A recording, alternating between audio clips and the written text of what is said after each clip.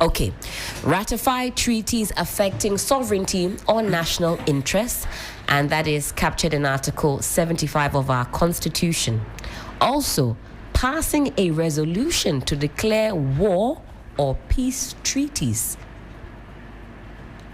Now, when it comes to governance and accountability, a 2/3 majority can impeach the president or the vice president. You'll find that captured in Article 69. Although in this instance, I struggle to see how, that could potentially materialize, but it is not impossible. A 2/3 majority can impeach the president or vice president. Removing the Speaker of Parliament. That is something a 2/3 majority can do. Without the approval of the other side, they don't need those numbers. Also, censoring ministers of state. You recall that process, Johnny, that was underway with Ken Ofori-Atta? Yes. That actually took place? Or there was some... It did. There was some skirmishes around that, but it did not materialize. I do know that there were some more than 80 MPs that called for his sack, that they would not participate in the parliamentary debates regarding the budget, etc. Eventually, they were called into a meeting at Alisa Hotel, and the rest is history.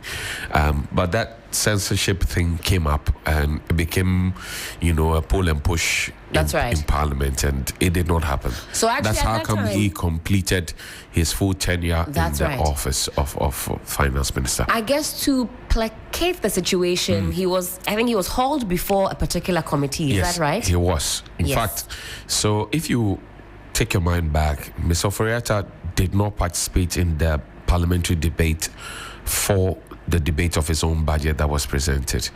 It was in the closing arguments that the leader on the majority side at the time and the minority, they had a pull and push, and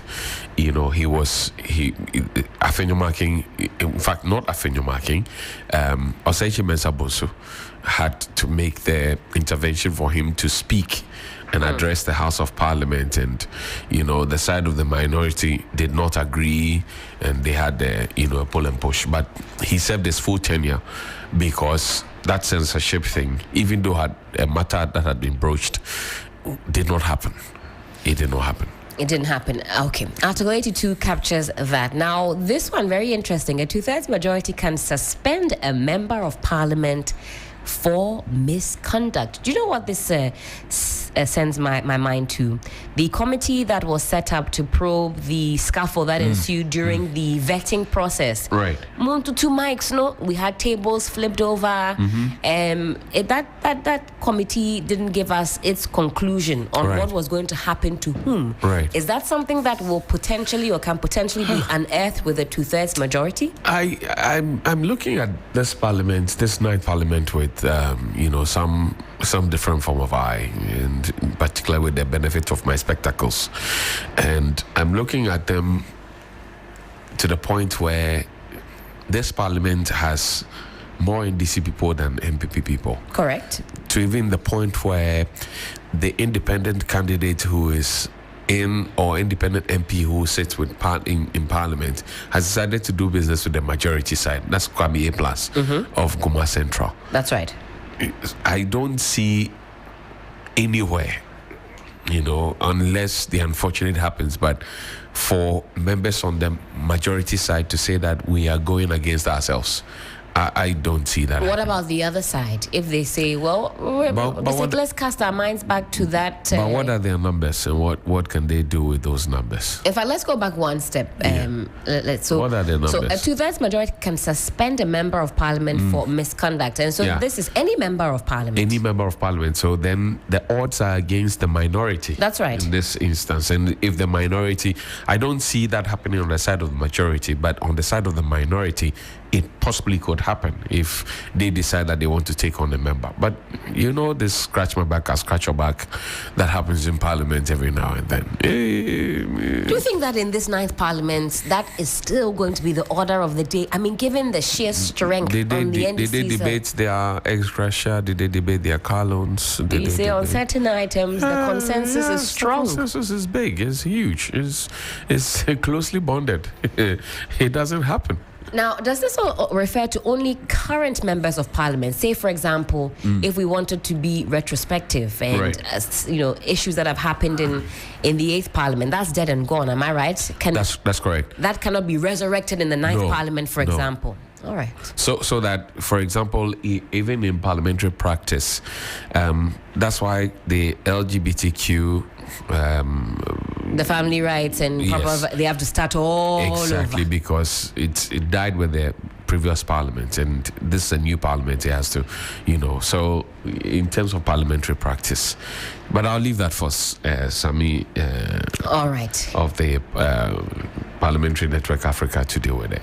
Let's look at constitutional and legislative functions. Now, this one I'm sure will pique all of our interest. A 2/3 majority can approve state of emergency declarations. We're talking about Galamsey. Hallelujah. We spoke with the president of UTAG, and they are still hard on the issue of Galamsey, insisting that a state of emergency must be declared across the areas where Galamsey is rife. Right. Well, that's something that the majority side can do very easily. I don't know why the current dispensation is holding on to, that, because it was a promise that they made at the campaigns or during the campaigns that as soon as they come, because they were breathing down the necks of the previous government to say that, look, declare state of emergency. So why is the current government led by John Dramani Mahama, Professor Jane and Opokwajima not declaring state of emergency? It's a conversation that must be had, and they must stick to the promise that they gave. Regional boundaries. We have created new regions. I'm not sure anybody would want to go on that tangent. We had 10, now we have 16. You don't think that we could potentially have a few more? Maybe we go from 16 to 20. Please. We even it out. The 2/3 majority can do that. It's not about dividing. So we have Greater Accra, then we have Greatest Accra. Oh no, please, Helen. Or Great Accra. What we did, the 16. So that Kaswa, we cut them off. Kaswa is part of centralism, we beg you. Janet Quincy will not be happy. See, so what we did with the 10 to 16, we said we're going to give them 20 million per region to develop themselves, all the 6 that were created. What progress have they made? OT region, Western North, Bono region, Bono East, Savannah. What progress have they made, really? We need to start pausing to ask ourselves, is it a creation of a new region that will bring progress to the people? Or is it a deliberate attempt and effort to make sure that the people actually see progress? We ought to pause to think about We can't authorize for authorizing's sake. No. Because the law grants it, really. And then you talk about, new regions is still there. Approving changes to parliamentary standing orders. They do it all the time.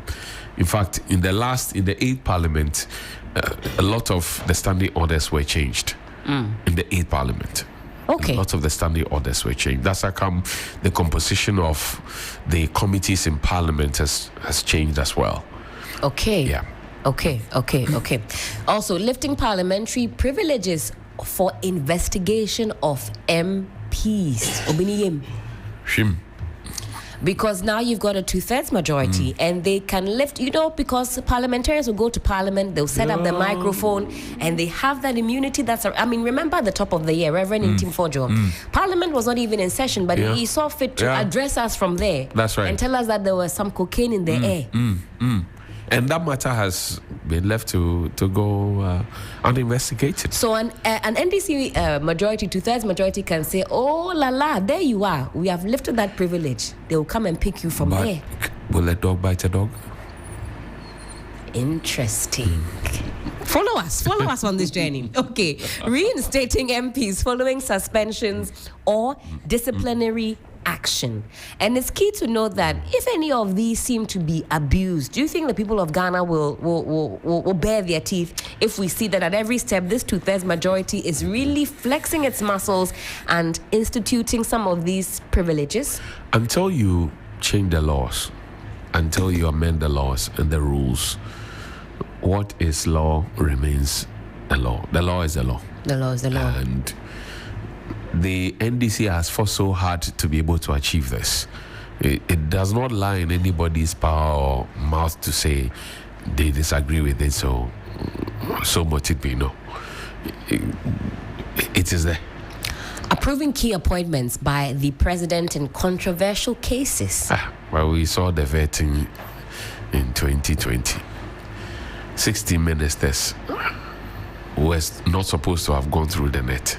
16. 16. Yes. But they all went through. Kojo Nkrumah Hawa Kumsin, Attorney General at the time, Minister for Defense, Minister for Interior, 16. You say that majority was using its muscle. This is not new. You will have your say, we'll have our way. Ratifying appointments to the Council of State. How does that sit with you? I think that the Council of State should be cancelled. And this is a very controversial viewpoint, but the Council of State should be cancelled. You come from a royal home. Your chief does not come to be installed, or in my case, skinned, to say that I am selecting Abiam, Johnny, Kunzo Tiani, Sixtus to come and advise me. Do you understand? But when the president of the nation is elected, he now says, this one is former Chief Justice, I know him. Oh, come and advise me. So this one, look, in this current dispensation, Sophia Kufu, her ladyship is Chief Justice, former Chief Justice. That's right. Georgina Wood, former Chief Justice, right? Indeed. Good. There's Eni Yeboah, former Chief Justice, right? What informed the choice of one person out of the lot to come and advise me? There are former chief of defense staffs in this country. OJ, name them. What informed the choice of one?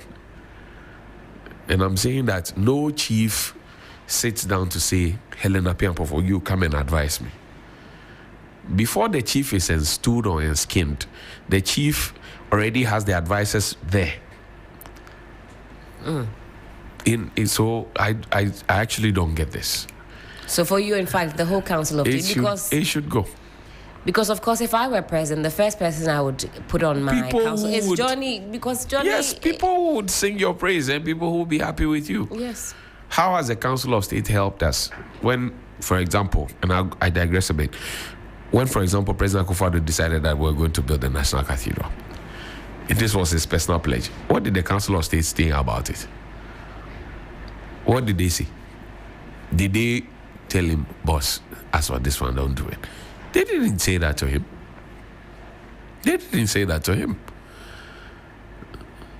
They didn't.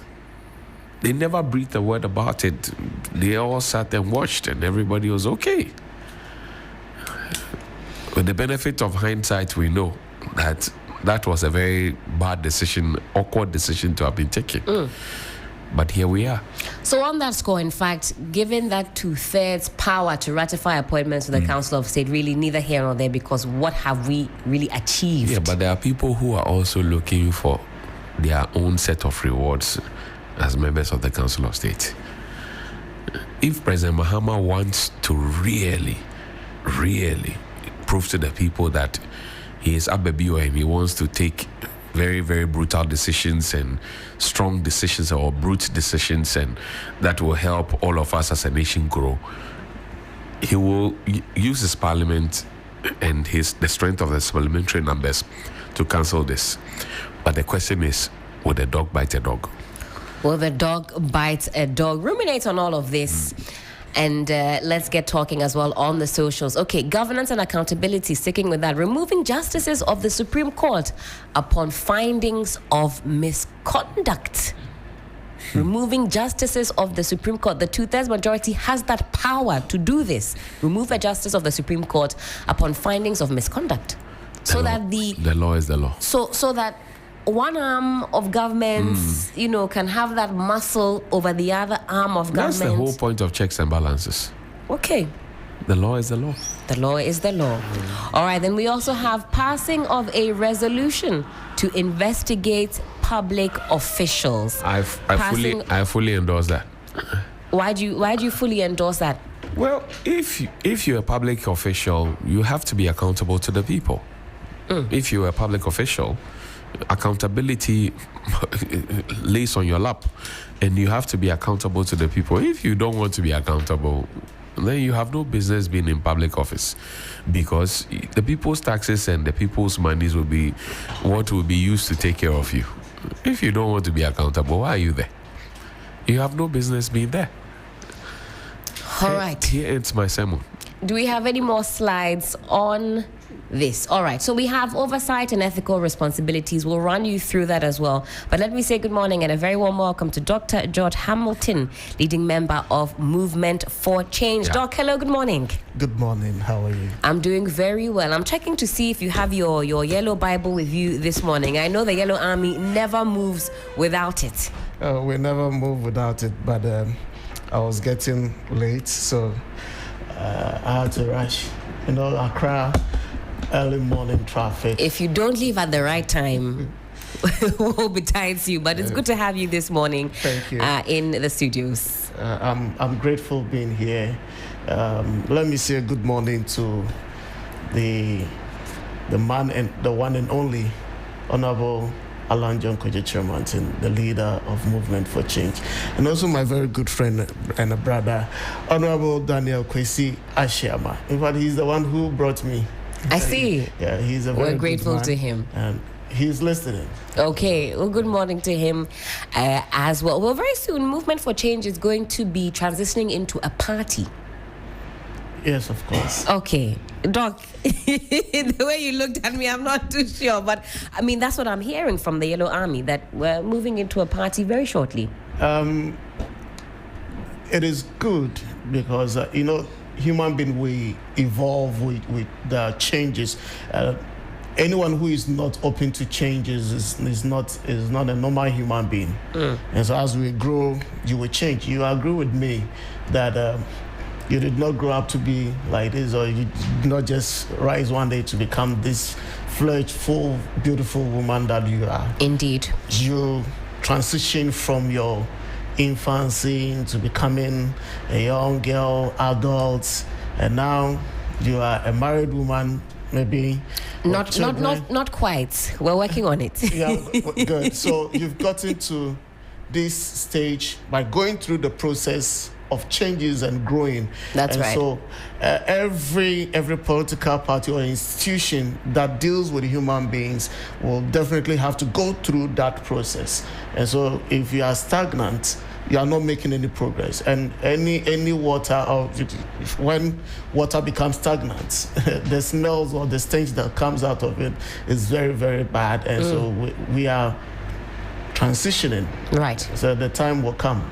I don't have the mandate to tell Ghanaians that this is the name of our political party, or this is the line. I'm waiting for the Alan John Kojo-Kyerematen to make that announcement so that we can also carry it along to share our views, our policies, and what we want Ghanaians to know, so that when the appropriate time comes, and Ghanaians will look at us and say, okay, you have these ABC policies, right? And we believe that it will help us, so we are going to vote for you. Doc, I certainly agree with you. The only constant thing in life is change, but we certainly look forward to the evolution of the Movement for Change. I call them the Yellow Army. Yeah. We thought that after the 2024 elections, maybe the Movement for Change would take a back seat. If anything, we see you more active in the year 2025. You think that you could really become a strong third force, or in fact unseat the largest opposition party in the country? Life is full of challenges and risk. If you don't take risk, you are not going anywhere. If you want to achieve something meaningful in life, then you have to put all your cards down, then you start playing them. Other than that, and you say you're going to take a backstage, you are waiting till an opportune time. Opportune times will not come at your beckon.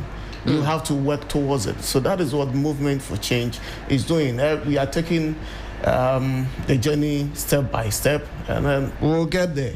When the time comes, definitely the Lord will make a way and He will smile on us. And who knows?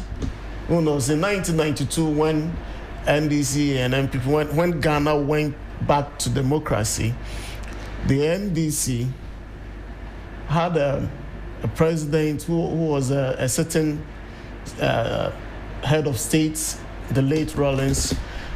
Where was Edubuayen? But he came into the scene forcefully. He worked his way out.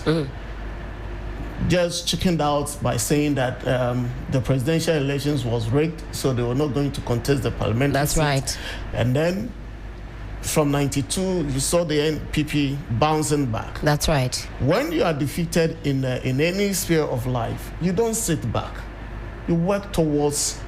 You have to do retrospection of why you lost, why you were defeated, and then make amends and put in necessary amendments or whatever you need to do to make sure that you revamp your institution or the work you did. Then you can make a progress. And so that is what I think we are doing at the moment.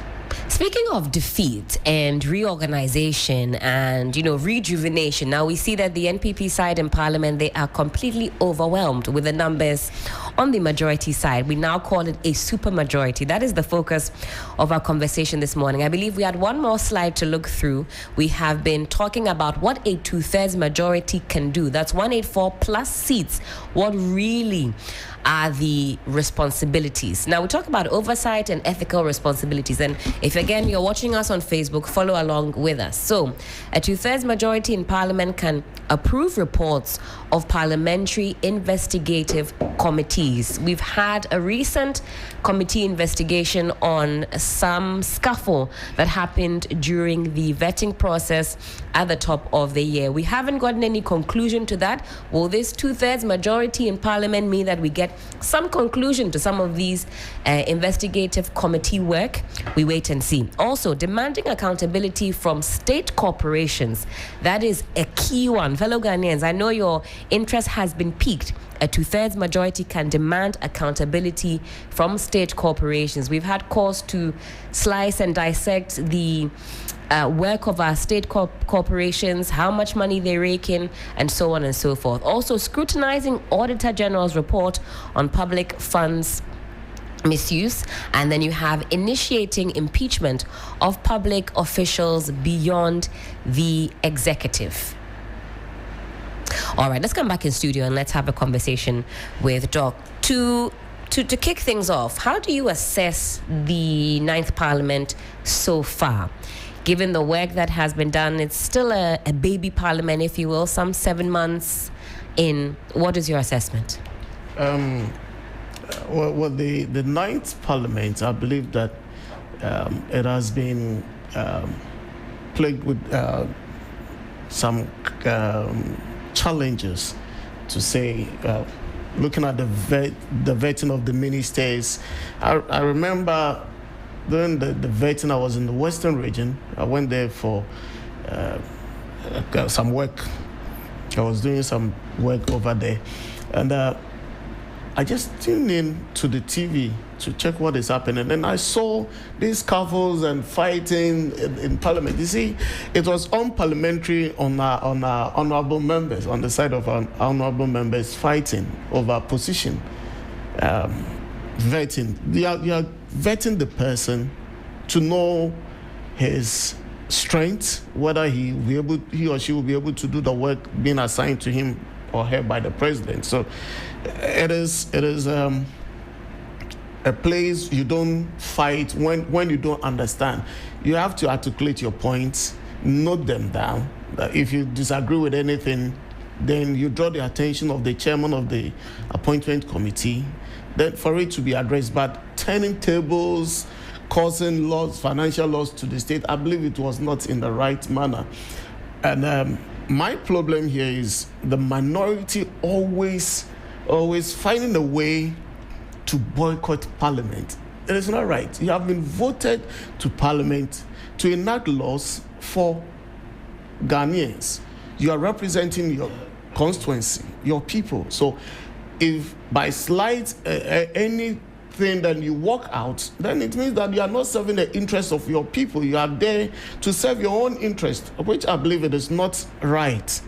But overall, I'll say the Parliament, they are doing well. But let's wait and see, because we're still in the early days. That's right. 7 months, if it were to be a baby, I believe the baby will still be maybe at that time they are crawling. Mommy's breasts. That's right. So they are still taking breast milk. So, but I believe that they will have to do more, because there is more on them. To whom much is given, much is required. So we are expecting much from them. They shouldn't give us any headache.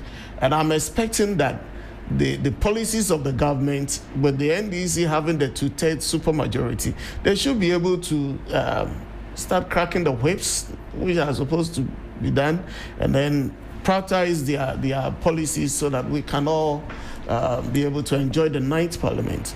Does that give you cause for concern here, that we've got a 2/3 majority and that the majority side will simply bulldoze its way through, get all the bills that they want passed, whether or not it benefits the people, whether there is some parochial interest? Is that something that is on the back of your mind, that you think that, fellow Ghanaians should open their eyes to? Yeah, it is, because if you are not careful, you see, there is a statement that power corrupts, and absolute power corrupts absolutely. So if you are not careful, then you think that you have the ultimate power, you will override it on people. You will tend to abuse power. That is what we are saying, that the NDC should be very cautious. If you are not careful and power eats into your head. And that is exactly what happened to the NPP government. They were power corrupt, power drunk. You tell them anything, they'll tell you, we are not going to listen to you. You see, we have the seat, and so we'll do whatever we want to do. And when you get to that level, nothing matters to you again. You are only thinking about your interest. What are you going to get out of it? Now, Ghanaians voted the NDC into power by voting NPP out of power, because they realized that the power that has been given to the NPP at the time to make Ghanaians feel okay, for us to be self-reliant, open jobs, establish jobs for us, and then everybody will have that freedom. At the point in time, the media, you were complaining that as a fourth estate of governance, you were being sidelined. Some of your members were being brutalized, manhandled. There were a lot of things going on, chaos in the system. It looked like at the time, as if that we were in the days of Israel, when Israel had no king. And everybody was doing what pleases him or her. And you said it was the power that was conferred.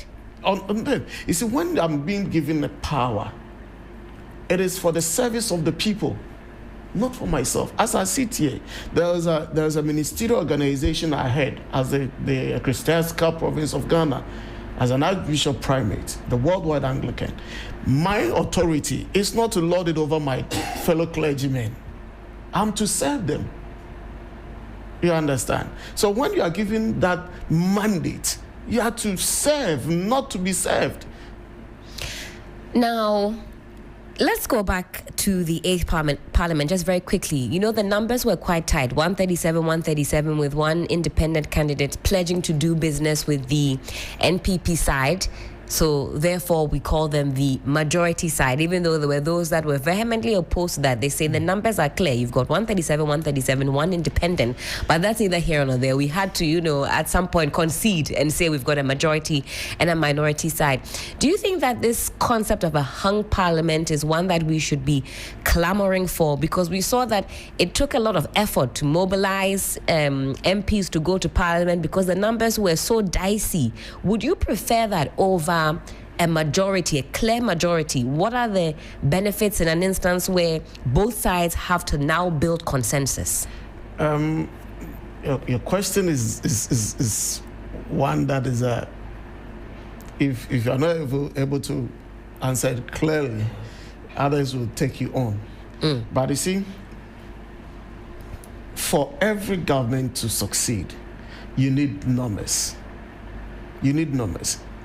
Because you need your members of parliament to work with you. Your bills, you have to bring your policies to parliament. And you need your people to approve it. That's right. Good. So if you don't have the numbers and it's tied, how will you be able to bring development if you have someone whose interest is to make sure that you don't succeed from the other side?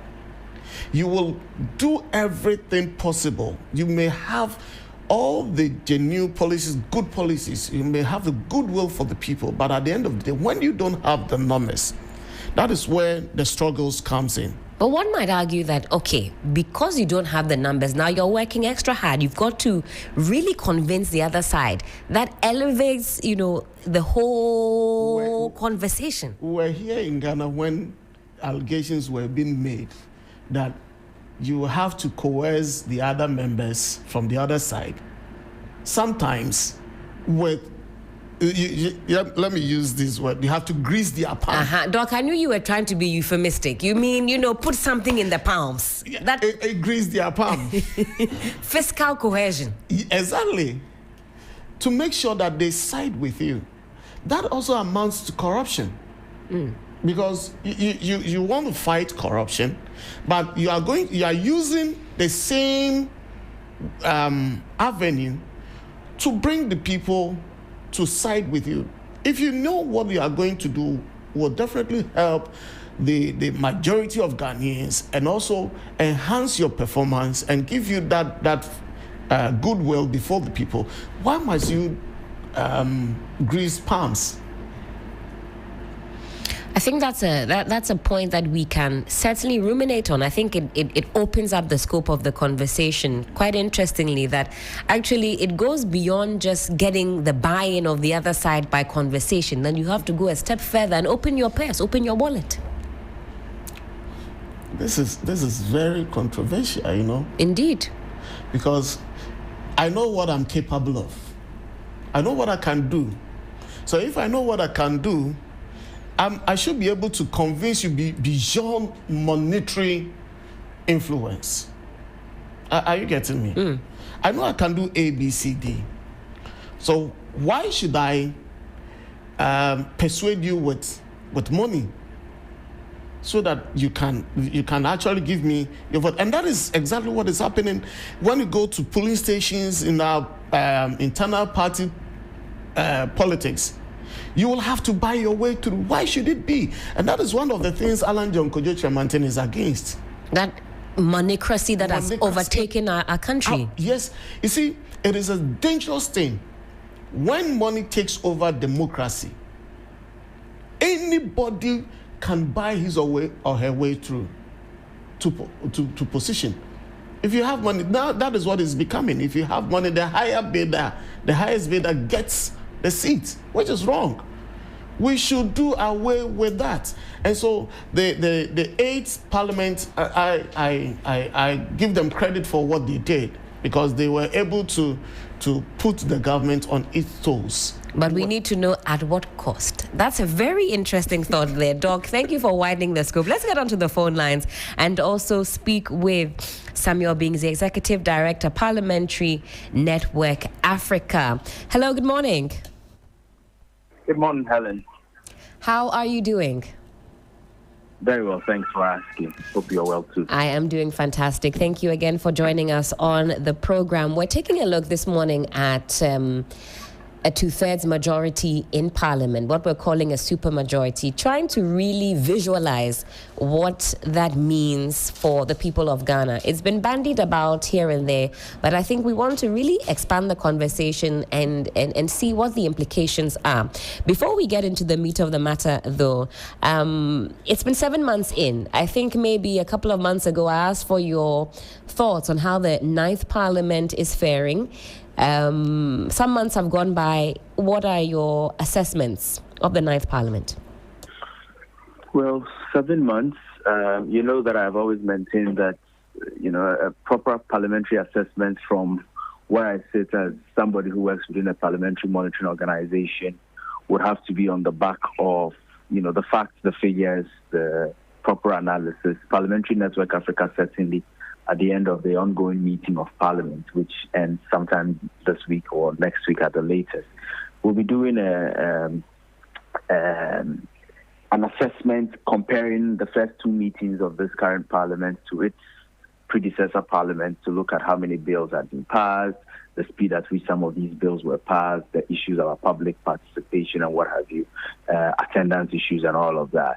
So it will be on the back of that we can speak to real facts and figures. But just a general overview, I think that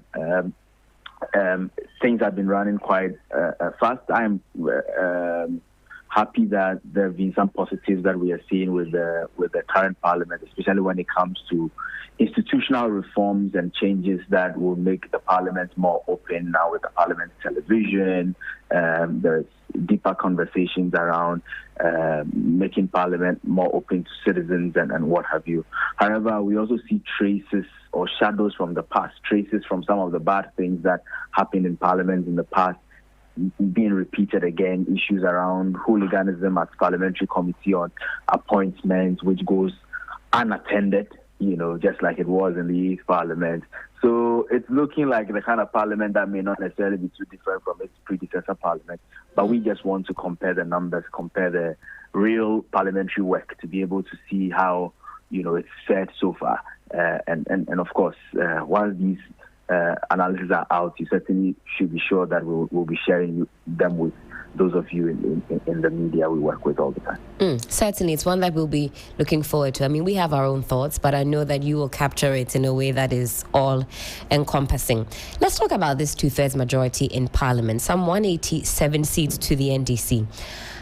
Sami, from where you sit, what are the key legislative priorities that you would advise the majority in Parliament to pursue with this two-thirds advantage? Well, top on the list certainly is the election of MMDCs, especially because it's, for me, a matter that cannot go unattended in this particular Parliament, looking at the number dynamics. I mean, in the past, the reason why Parliament could not,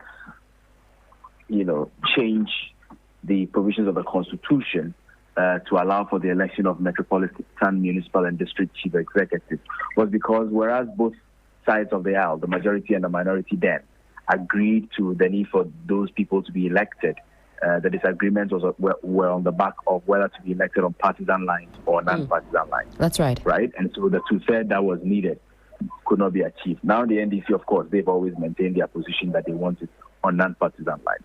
They have absolutely no excuse now, right? Because they've got the numbers when it comes to, and this is a matter that Ghanaians agree to generally, right? So for me, that's the first point. Of course, the second being other areas of the Constitution, especially the non-entrenched ones, and especially those ones that will come out of all of the constitutional arrangements or committees that we have established so far, the recommendations and what have you. This is the best time to be able to make some of these changes. Those ones that will just require, parliamentary decision-making, and those ones that receive consensus by the Ghanaian people, so that we do not veer into areas that are contentious, areas that Ghanaians do not agree with simply because they've got a majority. The third legislative priority areas should be those priorities that were in the manifesto promises that the party made, right, which Ghanaians voted them into power. So those legislative decisions that would help drive some of those developmental agenda and intentions of the government. Except that in this third example, I would call for Parliament to be very careful in walking the path that we are beginning to see, which is deciding that because they've got the numbers, they can do some of these things with so much speed, without enough public consultation, without enough public participation, and without ensuring that the very people of Ghana who they represent have their voices, industry players have their voices, stakeholders have their voices in the lawmaking process. If they decide to go down that tangent simply because the numbers exist for them to do that, then we'll be having many more examples such as the 1 Ghana cedi levy on fuel, which although went through the system with speed, that's right, implementation became a problem because stakeholders were not prepared and stakeholders were not engaged. In the end, what happened? They had to hold on for a couple of days before implementation started. These same number of days could have been used for the consultation prior to passage, and the law would have come out finer, cleaner, and with a lot of preparation from industry players. So that would be a very good example. The one also relating to the scholarship bill should be another good example to show the NDC majority in Parliament that yes, you may have the numbers, but you are not representing yourselves or your party. You are representing the good people of Ghana who have specific expectations, who also want to have a voice in the legislative agenda that takes place on the floor of Parliament. Very important point that you make, Sammy, especially concerning the 1 Ghana cedi levy on fuel. In fact, that bill was quite a speedy one that was passed sometime in the evening, 10 p.m., 11 p.m. Ghanaians woke up and we were confronted with this. And there was, of course, that pushback, like you rightly mentioned, making the buy-in tougher. Whereas, as you say, if there was some patience, some hastening slowly, if you will, we could have gotten there a lot painlessly. But exactly. Also, how in the end, the speed came to naught. That's right.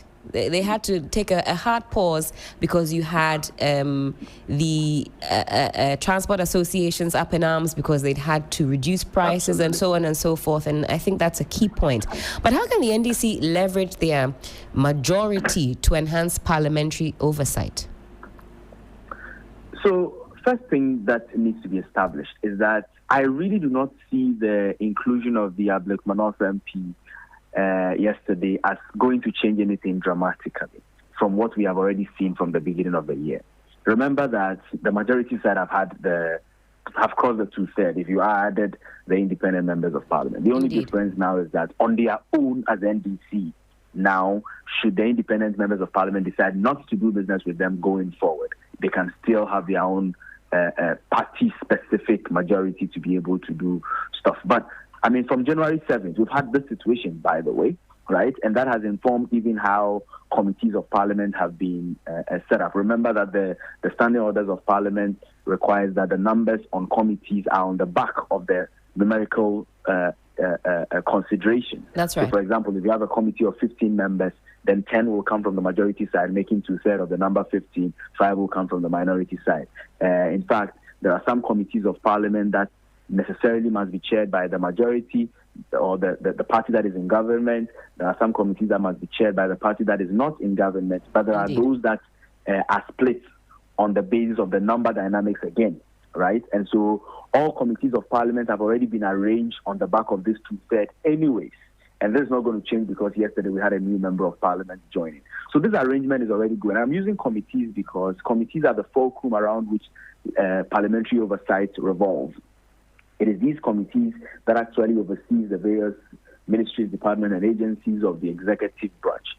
And if they would play their roles efficiently and effectively, which we've not seen too much of since the beginning of this year, by the way. And mind you, maybe because not much scandals are happening within the executive branch, we are not hearing or we are not paying too much attention to the weight of oversight, which is not really playing out. They need to up their game. But this is not only with the majority side, right? It's also with the minority side because there are many committees in Parliament that are now chaired by the NPP minority, despite the fact that they are in minority. Right. And if they have any opportunity, it is an opportunity to use those platforms as ways to at least ensure stringent oversight within those sectors of our governance and economy, so that Ghanaians will see the fruits of these kinds of oversight. I have always maintained that, as a minority, really the numbers matter, but if the numbers are not in your favor, as we currently see, there are still other ways through which you can rally the people of Ghana to be able to do your oversight work. I mean, what did we not see in the past? Individual members of parliament were able to say that they are doing oversight work as individuals. That's right. They got things exposed. They rallied Ghanaians behind them, and Ghanaians followed and ensured that the changes that needed to be made were made on the back of individuals. So if you've got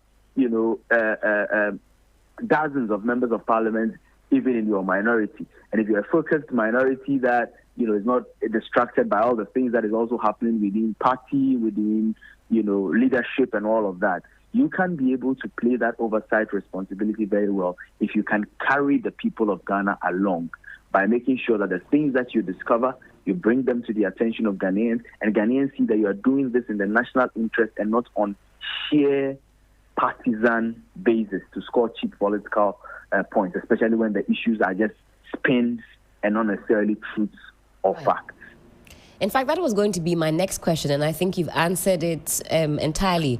I was going to ask, what would you suggest that the minority in parliament does, not to get lost in this sea of majority seats, if you will? The minority has consistently called itself a mighty minority, but really, given what we now know, given the numbers, how can they really, really make an impact? But you mentioned this, giving us some of the examples from the last parliament. You had the likes of Honorable Okudzeto Blakwa exposing many issues, many governance issues, and taking the people along. And you would say that is something to be replicated if the minority want to have a real relevance in the governance processes. Absolutely. And the minority, unfortunately for us, this 7 months is showing some very interesting trend. The first is that we have a majority that is kind of overwhelmed by the numbers that Ghanaians have given them, and they're still brewing in that excitement, and so sometimes it takes them off the off guard a little bit. The excitement. Sammy, how does that manifest? This sort of relishing in and kicking their feet in excitement and. Oh, well, I mean, we are seeing, for example, how we spoke about how. Because the executive branch has brought a bill to Parliament, and it's our party, let's just rush it through, damn the consequences, let's not listen to what the people are saying. The same similar mistakes that we saw in the past. And we cited the one Ghana city fuel levy as right. A very clear example of. So that excitement is there. And I think that the majority must come to the level where they are calming down and realizing that they are governing at a time when Ghanaians have given them the overwhelming numbers, at a time when Ghanaians' expectations of them is very high, and a time when Ghanaians will punish really severely if they fail to do their work. But unfortunately, this also happened at a time when the minority is also so distracted. So many distractions on the side of the minority, from their party internally, from what appears to be some leadership situation issues and what have you. And these distractions may not necessarily give them the opportunity to concentrate on hardcore parliamentary stuff.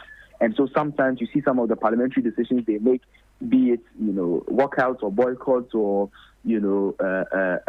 unnecessary, in my opinion, unnecessary show of bravado, which does not advance the work that they are expected to really do as a minority in parliament. If you have a parliament where the majority has their own situations as I have described, and the minority is also having its own situation as I have described, if you do not take care, we'll be landing into some form of a problem, going into the future. And that's where you and I come in. Those of you in the media, those of us in civil society, the general public listening. If we do not remain vigilant, if we do not monitor and track parliament and hold them accountable to their task, then we may wake up, and by the time we smell the coffee, the horses would have already bolted. That's an interesting thought, Sammy, because I think for many Ghanaians, we understand the importance of a strong opposition.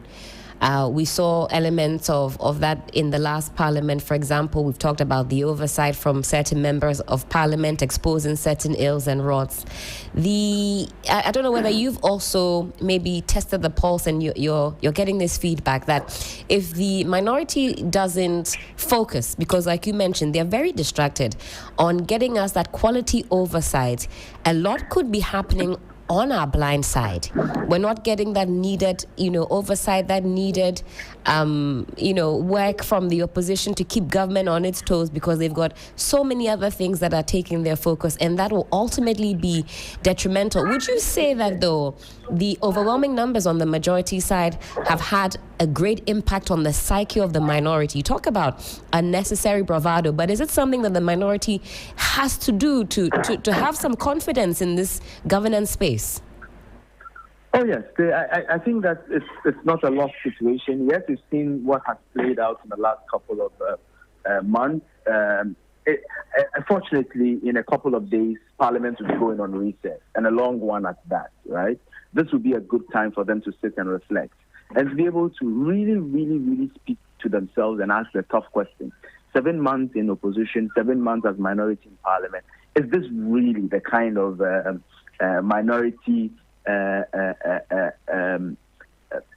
minority exhibition, that we can be able to put out? And if not, what can change? What must change? What must we do? Those reflections should now be seen being exhibited when Parliament returns, so that we can see a minority that is not just mighty because somebody has given it a nomenclature, but mighty because its actions are exhibiting that it is indeed mighty for and on behalf of the people of Ghana. Very important. Now, there's something I wanted to also pick your thoughts on, and I've got Dr. George Hamilton in the studios. He's a member of the Movement for Change, and I was picking his thoughts on the constitution of the 8th Parliament vis-a-vis that of the 9th Parliament. So in the 8th Parliament, we had 137, one independent candidate, which meant that at every given point in time, the majority, I put that in quotes, had to fight for some consensus. From where you sit, is that a better model than having an absolute majority, for example, because then you have to get the buy-in of your colleagues on the other side? Or is that an avenue for more what we call moneycracy? Because now you've got to give some fiscal inducement, if you will, grease my palm, scratch my back, you scratch my, all of that sort of thing. The sweetness of the pudding like this is always in the eating. We've seen how the eating of the 8th Parliament and that, narrow numbers, played out for parliamentary business. We all know, we've all been witnesses of what happened. It's important that a legacy document of that particular parliament is put together to be able to record this. We are now also in an era of a supermajority. This is not an era that is completely new to us. We experienced this in the first and second parliament, essentially. However, those were different eras, completely different eras, and this is a new era. I believe really that the end of this 9th Parliament will really show how well we can compare it with the 8th Parliament, and which of the models, as you put it, would be the best of models for us. I always say that God in his divine wisdom decided at some point we needed that slim majority. We saw what it brought us. He's now decided that we need that extreme majority. We are yet to see what that will bring us, so that as Ghanaians we can be able to decide. Who knows? There may also be another time when he may decide that we probably need an executive branch that is controlled by a different party as compared to the legislative branch. So one party has majority in Parliament but does not have the executive branch and all of that. All of these models can play out. How well we use it would also determine how good these models have worked out. But how well Parliament use it will be a factor of what Ghanaians demand, from our members of Parliament at all times. So that when members of Parliament in this majority Parliament knows that even though we've got the numbers, if we dare bring in something that Ghanaians will not want, they will bare their teeth at us. Then they will sit and be measured. And I think that all of us must know that we've got the power as people, as civil society, as as members of the public generally, to be able to show members of parliament that indeed, if we don't approve of what you do, we can bare our teeth and you dare not defy us. That would be the only way that we can see the true essence and advantages of the various models. But for me, I would like to compare this model, as you put it, with the previous 8 parliament models, when all of them have had the opportunity to play 4 years, and we've seen what the benefits are. And Sammy, finally, my last question to you. How can the NDC majority effectively engage citizens and constituents whilst maintaining efficiency in governance? Well, citizens' engagement is actually a factor of efficiency, I always say. It is always important that members of parliament get to recognize that they have a principal-agent relationship with the citizens who elected them. There are 30 million plus of us. All of us cannot enter the parliamentary chamber. That's the very reason why we selected individuals. By selecting them, it doesn't mean that we think that they are all knowing, all wise, and because of that, whatever they think and say should be what holds sway. By selecting them, it means that you are representatives and you must learn the act of consultation so that when you go, you are engaging on a strong footing. So public participation, citizens' participation in the work of parliament is extremely important. And if the majority gets to recognize that this will be one of the tools that they can use to always carry the citizens along. They won the elections because they carried the citizens along. If by leading, they decide to forget the citizens that they carried along to win elections, then it comes back to haunt them. And citizens have shown, Ghanaians have shown, that they cannot forgive when you do things and do it wrongly, even after they've complained over and over and over again. And so they need to be guided and be minded. Certainly, Sammy. Thank you so much for your thoughts this morning. And we've got a lot to talk about as the months progress. I know you're doing your own oversight, and we look forward to speaking with you at a later time. Same. Very well. Enjoy the rest of your day. You as well. Have a wonderful Wednesday. Again, that was Samuel Bing, Executive Director, Parliamentary Network Africa. We're talking about a 2/3 majority in Parliament and what exactly that means. Well, back in studio, I've got Dr. George Hamilton still here with me, leading member of the Movement for Change. And he already has, brought some interesting perspectives to the conversation. Is there anything that you maybe disagree with Mr. Obing on all that he had to say? And that's his work, this oversight of Parliament. I must say that he's done a good job to the questions that you put out to him. I'm in support of all that he said, because we need the checks and balances in the Parliament, whether you're micro minority or minority or super majority. We need the checks and balances so that we can all be able to give a good service to our people. Other than that, the NDC would always want to have their way. And if you have a way, you can have your will. But you see, if you have a will and you don't utilize it well, a time will come. You may want to have that way, you will not be able to access it. And I want the parliamentarians to know, whether the minority or the majority, to know that they are in a relationship with Ghanaians. And relationships are like doors. If you don't close it gently, a time will come you will need to access the door. You will not be able to access it well. General elections is just around the corner. We have 3 years more to go. That's right. But 3 years can be 3 days. It can be 3 hours. By the time you blink your eye, 3 years is here. We are heading towards election. You have to go back to the same people that you maltreated, downtrodden, and then you want to seek their mandate again. So we should tread carefully and cautiously, because we have a lot to do there, and they have a lot to offer Ghanaians. Now, Sami made a comment about the minority's role so far. Now, he assesses that this minority has been too distracted with so many issues, internal party issues here and there, and for that reason, they haven't been able to mobilize in the way that is effective enough to provide us that much needed oversight. Do you also have that same view, that the distractions have been plenty? You talked about the walking out from Parliament, and you say that's not too savory. what is it going to take to get the minority to realign its thinking in the interest of Ghanaians, so that we get that much needed oversight also from them? So you have to set your priorities right. There's what you have to do, have the immediate term, the long term, and then the short term policies or whatever you want to do. And so, yes, I agree that the NPP recently had their annual National Delegate Conference. That's right, just over the last weekend. Yes, approving 53 out of 55 amendments they sought to do. So they want to do things fast. They want to make sure they get their flag bearer, and so that they can really reorganize and mobilize themselves. But they should not lose the sight of the fact that they have work to do in Parliament. You understand?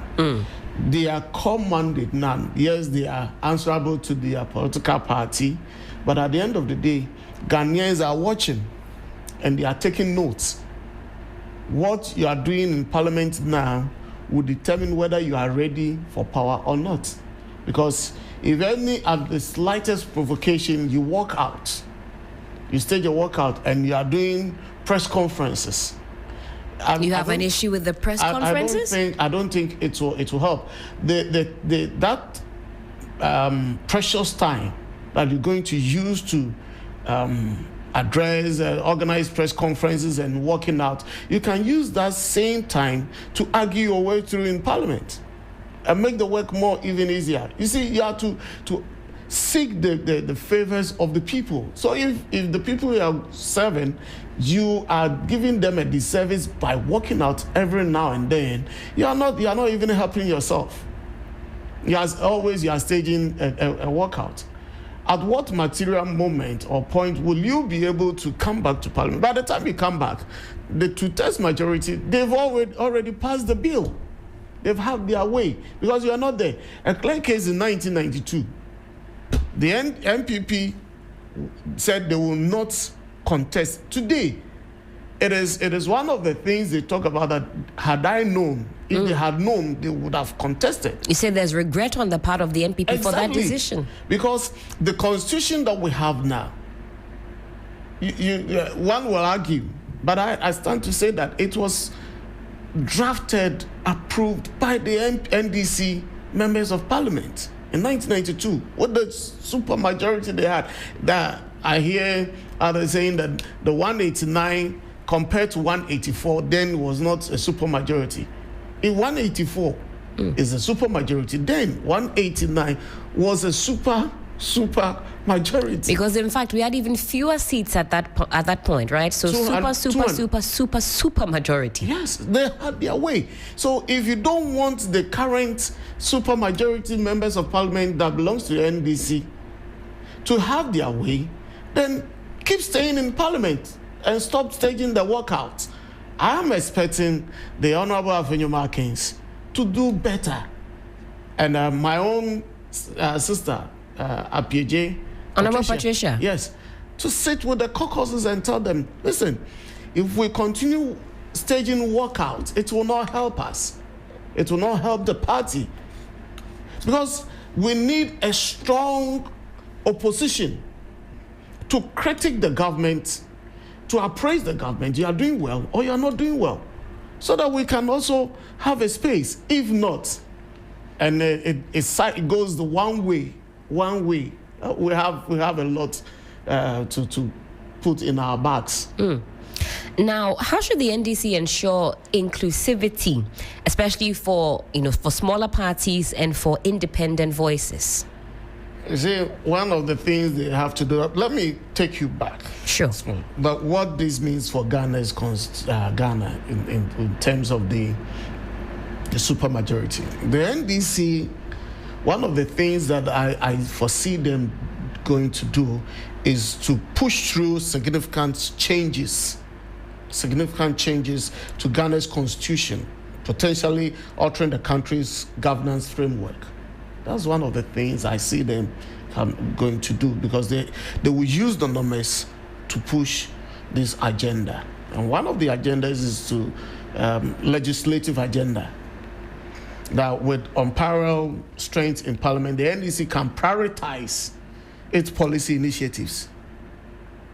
Now, when they do that, they are to make sure they drive on the national development, to give development. If you want, the NDC really want to stay in power after 2028, then they have to do this. But you see, like I said, absolute power corrupt absolutely. If they are not able to do this and then the checks and balances doesn't come in, that is when you need the opposition parties to do that. Now, what the NDC must do is that they have to accept the views of the minority parties. Don't just say, oh, they are making noise. For these ones, they know how to make noise. We'll have our way. And when the noise settles, when the dust settles, we'll still have our way. No. You say they should take a critical interest in what is coming from independent voices and for the minority. Yes. Because you see, you need their voices to shape yourself. Now, if you are doing something and you think it's right and you don't get anybody to check you, or what you are doing, the name again, your name? Helen. Helen, you may think that you are towing a certain line. To you, it is right. There's a way that seems right in a man's eyes, but the end thereof, you get me? So you should, your focus should be the end, not the beginning per se. And in between the start and the end is very important. That's when you need people to tell you you are doing this. But if you have people who are always dancing to your tune, that's dangerous. Who are always drumming your good deeds, woe unto you if every man loves you, if every man says good things about you. That's what the Bible says. And so you should be able to accept the views of others and then make analysis, sit down and check. Okay, this that I'm doing, is it right? What Ghanaians are saying, is there any iota of truth in it? What can I do to change or turn things around? If not, you will find yourself walking on that tangent and you get yourself in a ditch. And by the time you realize you're already in the mud, and you will find it very difficult in coming up. Now, in the 2024 elections, the campaign time, it was very difficult in certain of the areas for the NPP to campaign, because when they mount the pulpit, the platform, their messages hit rock and return back to them. Ghanaians were saying that we voted for you and you gave us bad governance. You were increasing fuels here and there. You were not listening to us. When you were bringing the e-levy, we told you it will not help. When you were doing this, we told you it will not help. The NDC said something to the MPP that they will not do rigorous campaign. All that they will do is that they will play the tapes of the MPP's campaign messages that they had promised before. In fact, that's what they ended up doing. So on a lot of the campaign, you would hear the voices of the opposition. I was in Western North. I was a belt coordinator for Western Region and Western North for Movement for Change. And almost all the villages I visited, they were playing it. They were playing the voices of the former Vice President, Dr. Mahmoud Bawumia, and other leading members of the NPP. They were just playing it. And it worked for them, because they were listening. And the NPP, on the other hand, did not. They thought that they were in power, so they could break the 8 easily, and the 8 break them.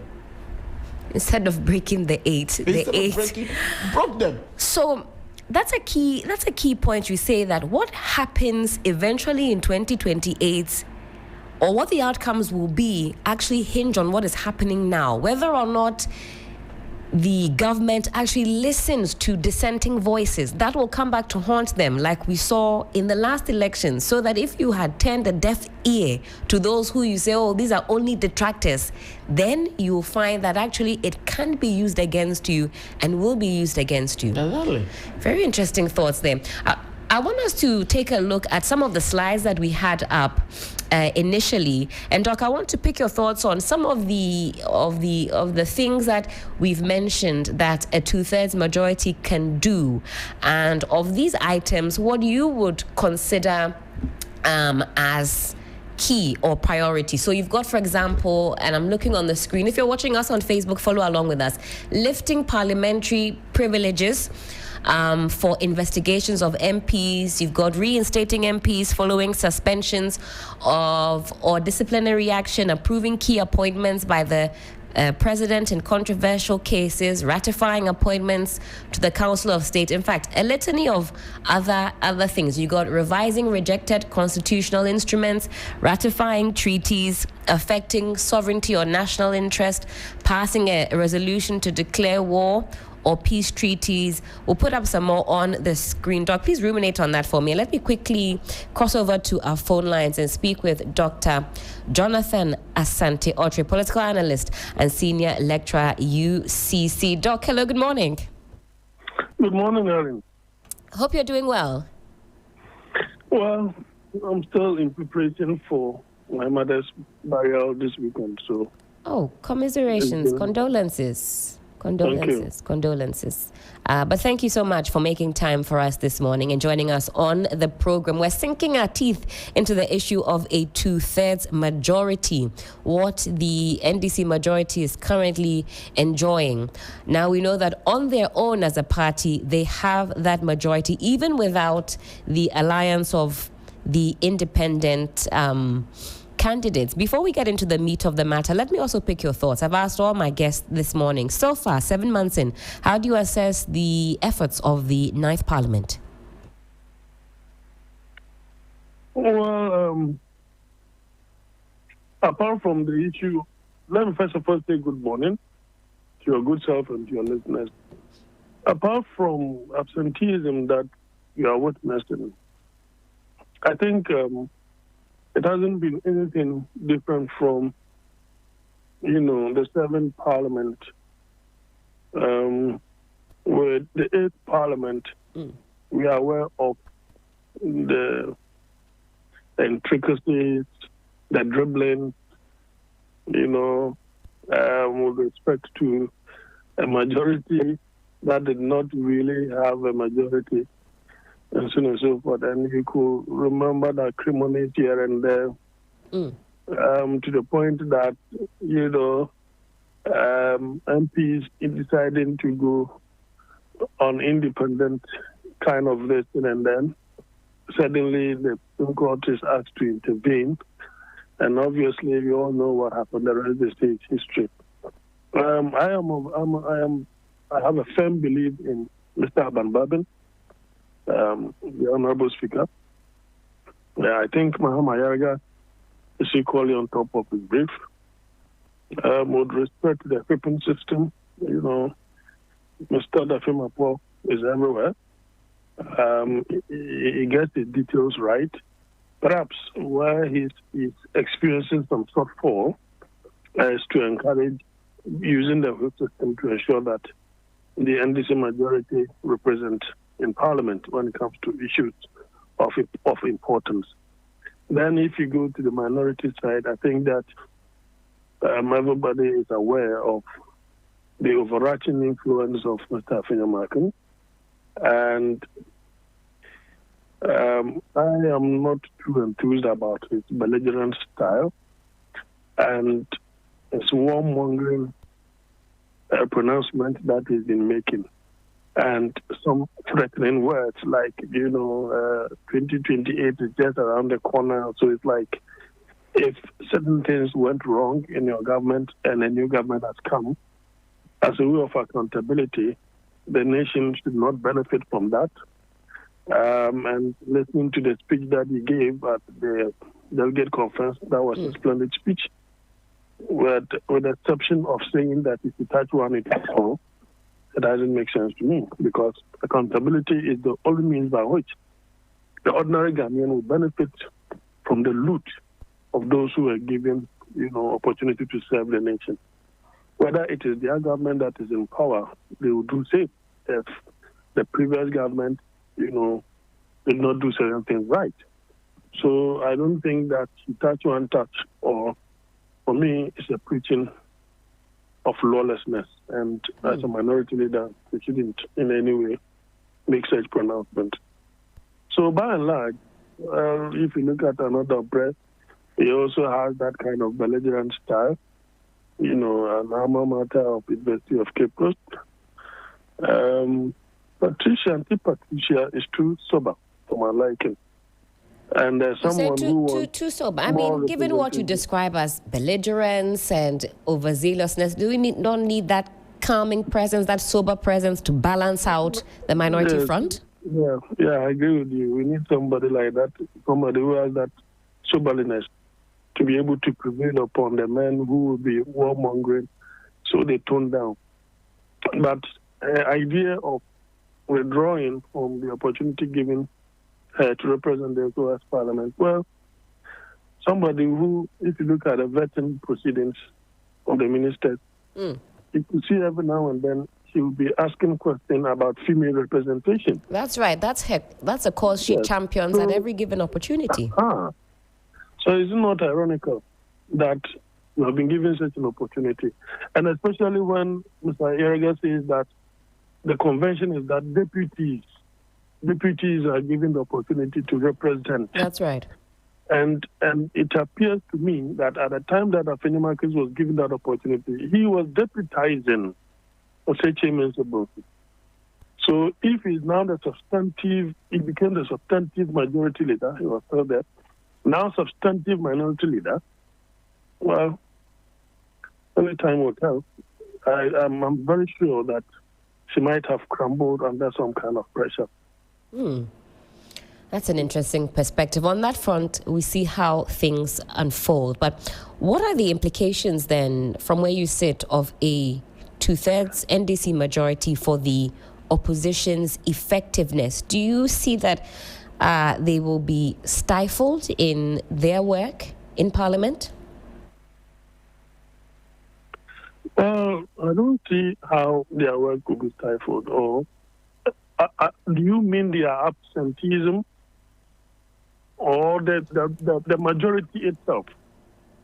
Do you think that the sheer numbers on the majority side will completely overwhelm the minority side? Yes, they do call themselves a mighty minority, but with the numbers that we have, I mean, the majority can simply have its way. How do you see that impacting the work of the minority in terms of keeping the majority side on its toes, on keeping the executive on its toes, and so on and so forth?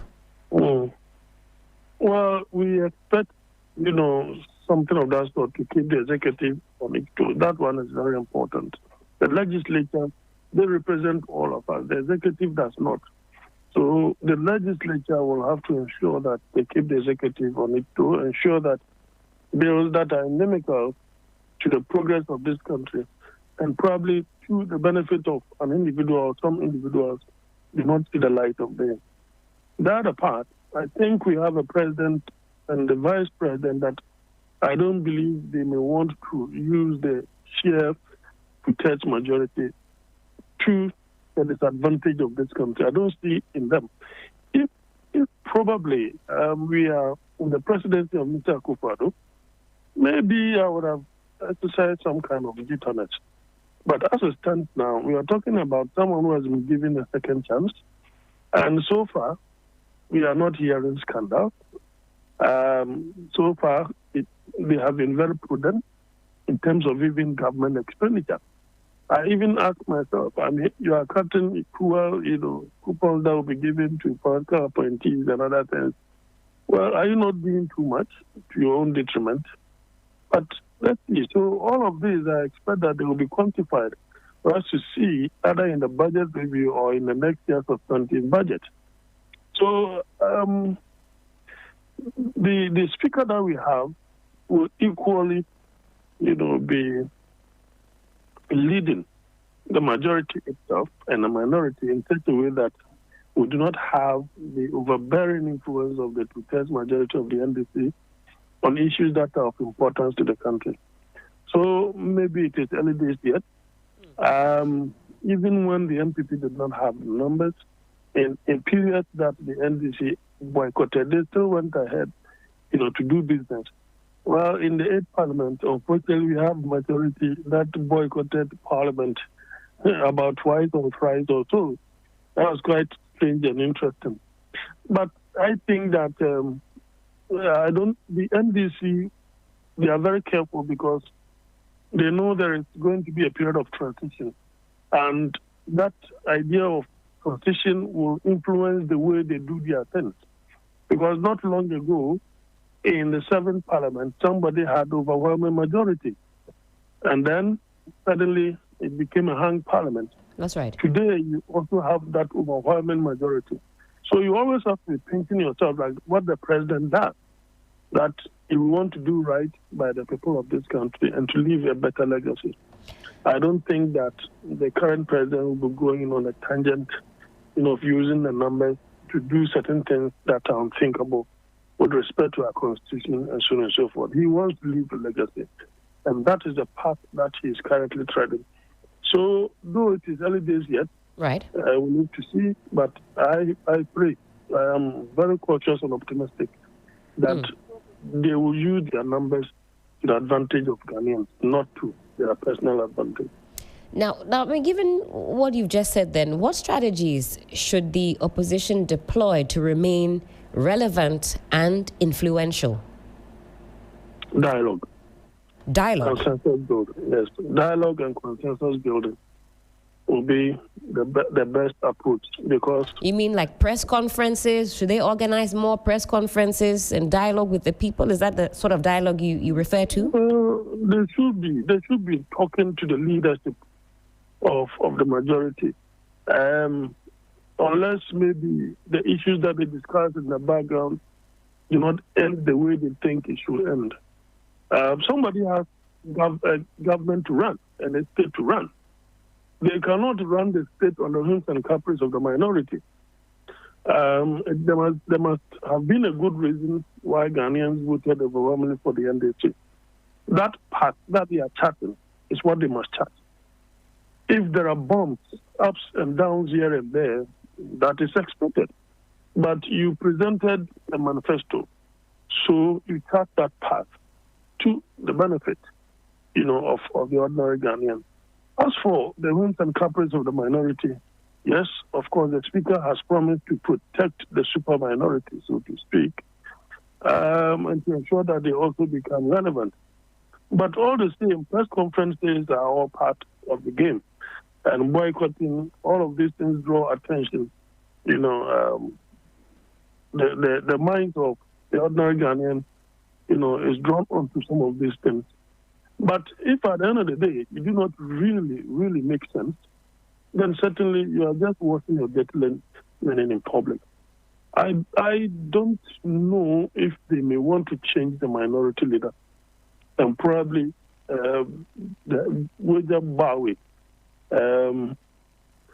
I think they may need a new direction. If they really want to remain relevant, they may need a new direction.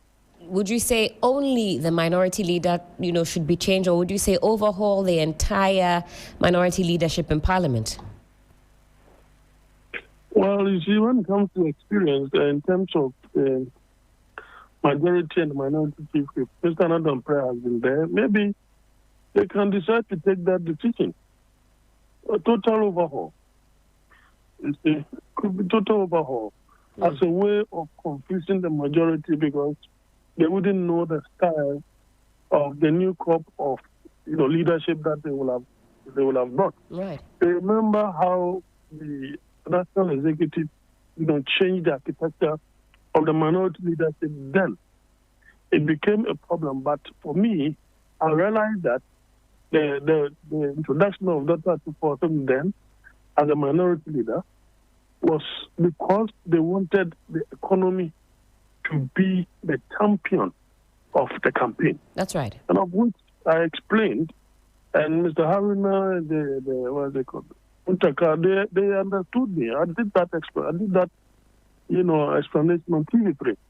And they understood me very well. And today, you see where they are. One is the Minister of Education. That's right. One is Interior. If you had rocked the boat, obviously you wouldn't have won the elections.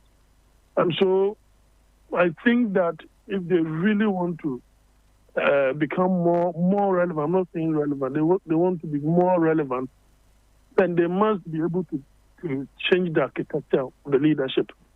I think they can do so if they have what it takes. Maybe they may want to wait when they are done with their presidential elections.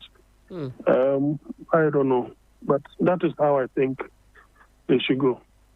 That would certainly make for very interesting conversations. Let's see if your predictions do come to pass. But, Doc, we're very grateful for your time this morning. And we wish you all the best with the upcoming funeral arrangements. And, again, condolences. But do have a wonderful Wednesday. And thank you again. Thank you. Dr. Jonathan Asante-Oatri is a political analyst and senior lecturer at UCC. Let's come back in the studio and discuss some more with Dr. Hamilton. Time check, though, it is some 25 minutes to the top of the hour, 10 a.m. This is still 3FM Sunrise on 3FM 92.7. Keep engaging with us on the socials. We see all of your thoughts and comments. Shortly, we'll be wrapping up on this conversation and speaking with Godwin Asideba. He has yet another explosive and exciting piece to share with us. But, Doc, as we wrap up on this, I know I had a list of some issues that the two-thirds majority can contend with. Very quickly, what is top on your mind that you think should be addressed by this two-thirds majority? One of the things I would like the two-thirds majority to look at is avoiding abuse of power. That's one. Because they should be mindful of the potential for abuse of power. They should be mindful about that. You have the numbers, so if you are not careful, you would want to use your numbers to abuse or have your way, to bamboozle your way, as you rightly said earlier on. And so they should be very careful and take steps to prevent it. It can help them protect democratic institutions and the rights of citizens. That is one. Fostering national unity. Most certainly, Doc. I think we could go on and on and on, but we'll have to schedule a part 2. There's so many other issues I think we'd love to pick the thoughts of Movement for Change on. They say very soon they will be unveiling their new face, their new character, and we're certainly following them on in this journey. Doc, I know you're not going to be a stranger to the platform. We've thoroughly enjoyed the discussions this morning, and next time we call on you, you'll be here. I know that. I'm always available. Fantastic. Dr. George Hamilton is a leading member of the Movement for Change. He joined us this morning to slice and dissect the issues of a two-thirds majority in Parliament. Of course, all these conversations immortalized on our YouTube page. Do give us a follow. There's more coming your way right here on 3FM Sunrise. The best